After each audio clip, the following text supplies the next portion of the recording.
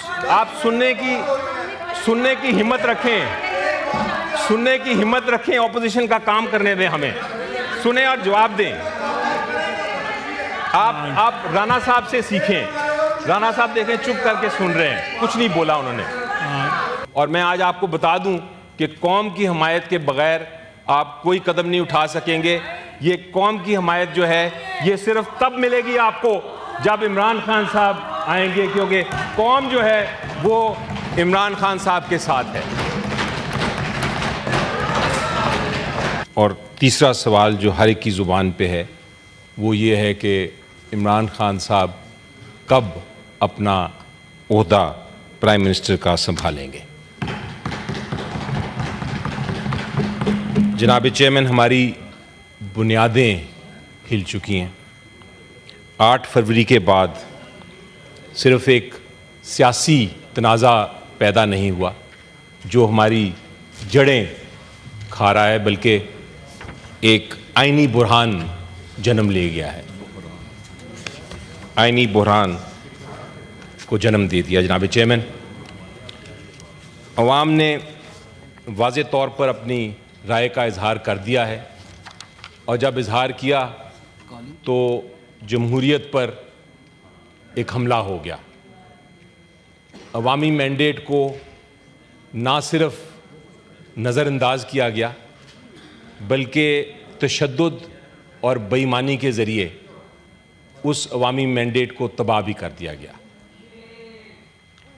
یہ ہماری جمہوریت کے بنیادی حقوق کی خلاف ورزی ہے، وہ حقوق، وہ پرنسپل جو قائد اعظم محمد علی جناح نے ہمیں بتایا تھا 1 اگست کو جب انہوں نے کانسٹیٹیوئنٹ اسمبلی کو اپنی سپیچ کی تھی، تو انہوں نے کیا کہا تھا؟ انہوں نے کہا تھا the authority of the government is conditional upon the will and consent of the people۔ ہمارے پہلے پرائم منسٹر لیاقت علی خان نے بھی یہی چیز کہی تھی۔ انہوں نے کہا تھا the greatest pillar of democracy is the free will of the people۔ The will is the foundation of the constitution۔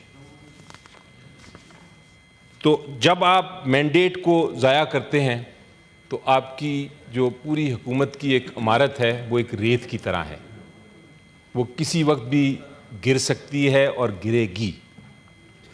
اور یہ میں صرف ایک سیاسی جماعت کے طور پہ یا سیاسی جماعت کے ریپرزینٹیٹیو کے طور پہ یہ شکایت نہیں کر رہا، یہ ایک قومی خطرے کی گھنٹی ہے۔ جناب چیئرمین،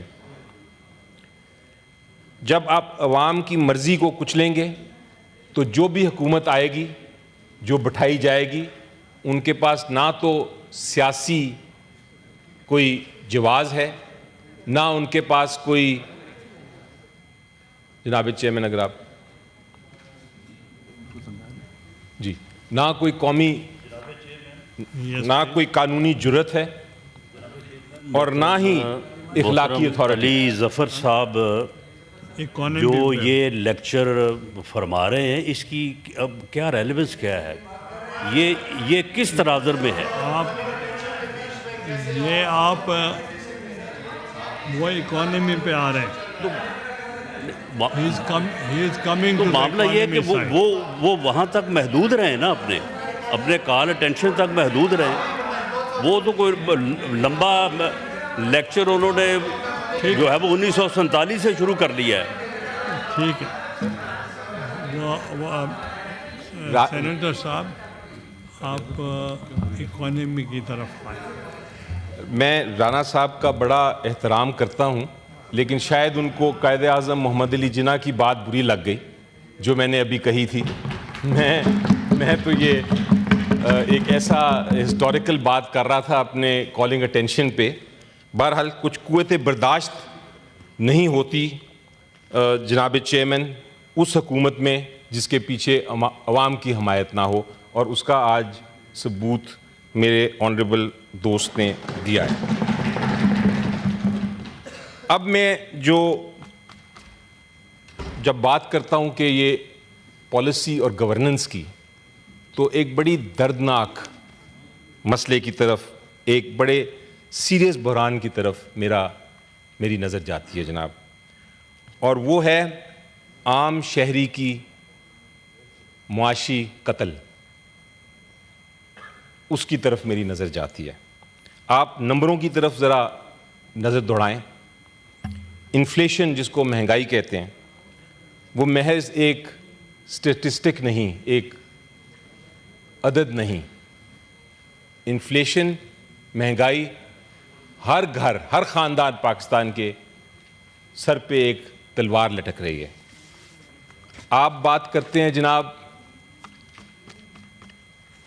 ڈیٹ کی, قرض کی. یہ قرض کا جو پہاڑ ہے یہ صرف بڑھ نہیں رہا, یہ ہماری آنے والی نسلوں کو غلامی کی زنجیر پہنا رہا ہے. یہ غیر منتخب حکومت جو ہے جناب, ان کے پاس صرف قرض لے کے ہی گزارا کرنا ہے.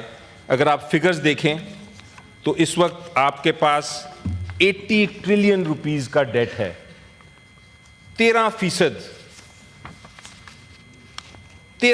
جو ہے وہ اس سال اور بڑھ گیا ہے, اور ایسٹیمیٹ یہ ہے کہ 15% یہ مزید بڑھتا جائے گا. جناب یہ ترقی تقسیم نہیں کرنے آئے, یہ بدقسمتی سے مصیبت تقسیم کر رہے ہیں ہمیں. اس لیے میں مجبور ہو جاتا ہوں ان سے پوچھنا کہ ان کا منصوبہ کیا ہے.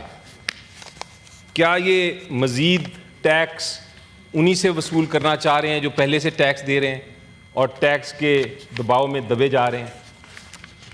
اگر آپ ٹیکس کے ریزلٹس کو دیکھیں تو آپ دیکھیں کہ صرف 1% سے بھی کم لوگ ٹیکس دے رہے ہیں جناب پاکستان میں, اور انہی کے اوپر سپر ٹیکس اور سپر ٹیکس پہ سپر ٹیکس بنا کے یہ اپنی حکومت چلا رہے ہیں.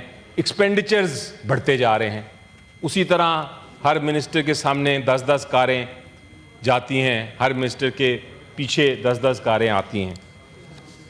برآمدات کی بات کریں تو میں پوچھنا چاہوں گا کہ برآمدات کے بارے میں کیا ویژن ہے, کیونکہ جو میرے پاس اور جو ورلڈ ایکسپرٹس نے اسٹیٹسٹکس دیے ہیں کہ ہماری ایکسپورٹس جو ہیں وہ پچھلے 2 سال سے کم ہی ہو رہی ہیں, بڑھ نہیں رہی. نوجوان جو ہمارے 50% سے زیادہ لوگ ہیں ان کے لیے امپلائمنٹ کا کیا بندوبست کیا ہے.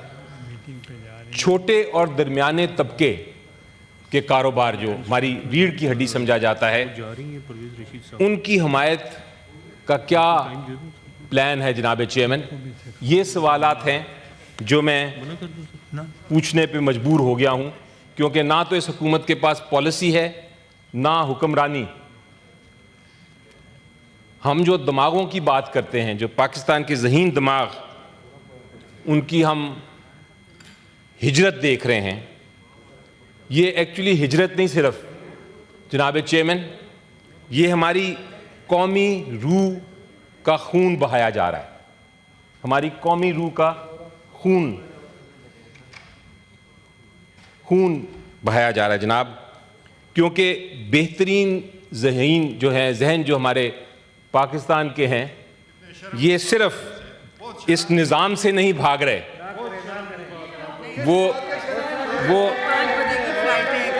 وہ صرف اس نظام سے نہیں بھاگ رہے جناب, وہ اس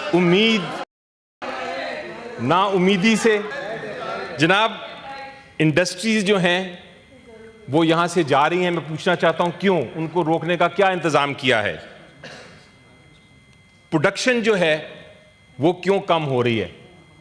کدھر ہے پالیسی اس پروڈکشن کرنے کی؟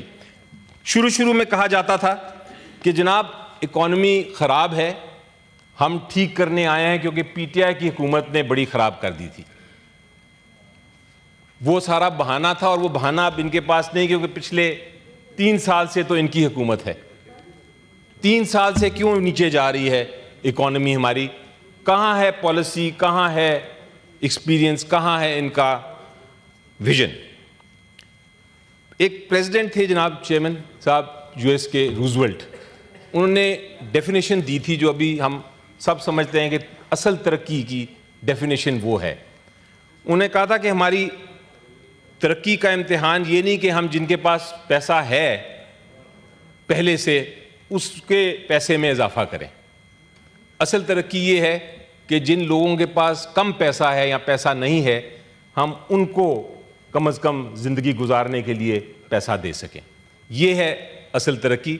لیکن ان کو اس ترقی کا نام و نشان نہیں پتہ. وہ بلکہ اضافہ ان کے پرابلمز میں کر رہے ہیں جن کے پاس پہلے سے ہی پیسہ کم ہے. ان کی ترقی کی پالیسی نہیں جناب چیئرمین، بلکہ میں افسوس سے کہوں گا مایوسی کی پالیسی ہے. یہ کیوں ہو رہا ہے جناب چیئرمین صاحب؟ یہ کیوں ہو رہا ہے؟ کیونکہ اس پارلیمنٹ کو، اس ایوان کو بالکل بے معنی کر دیا گیا ہے. نہ تو ہمارے پاس معیشت کی، نہ سلامتی کی، نہ خارجہ پالیسی کی کوئی بھی معاملہ ہمارے پاس لے کے آیا جاتا ہے، بلکہ فیصلے ڈرائنگ روم میں ہو جاتے ہیں اور جا کے سائن کر دیے جاتے ہیں معاہدے جو کہ ہمیں فیوچر کو، ہمارے مستقبل کو ایک طرح سے بائنڈ کر دیں گے. جناب، this is a betrayal of the constitutional concept of civilian supremacy. اس کے ساتھ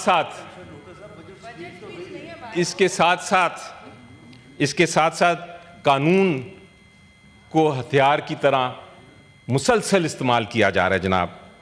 مقدمے فائل نہیں ہو رہے، مقدمے بنائے جا رہے ہیں، مینوفیکچر ہو رہے ہیں. اور کورٹ کا کیس خود ایک سزا بن گئی ہے. یہ سیاسی انتقام ہے جناب، اور اس سے ہماری عدالتیں بھی جو ہیں، شرمشار ہو رہی ہیں. اور اس کے ساتھ ساتھ جتنے عوام کے اعتماد ہے وہ ہم سے اٹھتا جا رہا ہے. اس سب کا کیا نتیجہ ہے جناب؟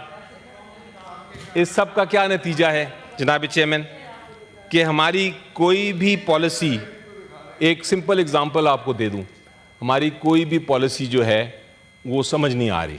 اگر آپ کشمیر کی بات کرتے ہیں تو ہمارا جو پرنسپل سٹانس ہے کشمیر پہ، مجھے تو آ رہی ہے، ہمارا پرنسپل سٹانس جو ہے کشمیر پہ جناب، اصولی سٹانس، اس کو اگنور کیا جا رہا ہے. یہ سارے کا تعلق اکانومی کے ساتھ ہے. آپ جواب دے سکتے ہیں. ابھی میں کمپلیٹ کر رہا ہوں. منسٹر جواب دیں گے. آپ کی بھی بڑی چیزیں ہم نے سنی ہیں. اس کا منسٹر جواب دیں گے. جی بالکل دیں گے. جی بالکل ان کو موقع دیں گے اور ہم سنیں گے بھی ان کو. اب جو آپ کا موقف ہے وینیزویلا پہ، آپ کا موقف ہے جو ایران کے ساتھ ہونے لگا ہے، آپ کا موقف کا سمجھ ہی نہیں آ رہی ابھی تک کہ آپ کس طرف کھڑے ہیں. اور اس کی وجہ یہ ہے کہ آپ کے پاس مشکل جو مصیبت والے سوال ہیں ان کا جواب ہی نہیں. جناب، دنیا میں اس وقت، اور اب میں ایک بڑے اہم پوائنٹ پہ آ رہا ہوں جناب کنکلوڈ کرنے کے لیے، دنیا میں اس وقت نیا نظام آ رہا ہے. یہ میں نے بڑا اس پہ سوچا ہے، سمجھا ہے، اور یہ نظر آ رہا ہے کہ اب اس نئے نظام میں یونائٹڈ نیشنز کا بھی کوئی ریفرنس نہیں ہوگا، کوئی ریلیونس نہیں ہوگی. یہ نئے نظام میں بین الاقوامی قوانین کی بھی کوئی اہمیت نہیں ہوگی. اور اس نئے نظام میں ہر ملک نے اپنی سوورینٹی بچانی ہے. آپ سنیے ذرا یہ پوائنٹ، یہ بڑا امپورٹنٹ پوائنٹ ہے. سوورینٹی، آپ جواب دیں گے. اپنی جو خود مختاری ہے اس کو بچانا ہے. اور یہ جو خود مختاری ہے، ہماری جو اسٹریٹجک اٹانومی ہے، اس کی حفاظت کرنی ہے سر اس نئے نظام میں. ہر قدم ہم نے جو اٹھانا ہے بڑا سوچ سمجھ کے اٹھانا ہے. پارلیمنٹ کی حکمت کی ضرورت پڑے گی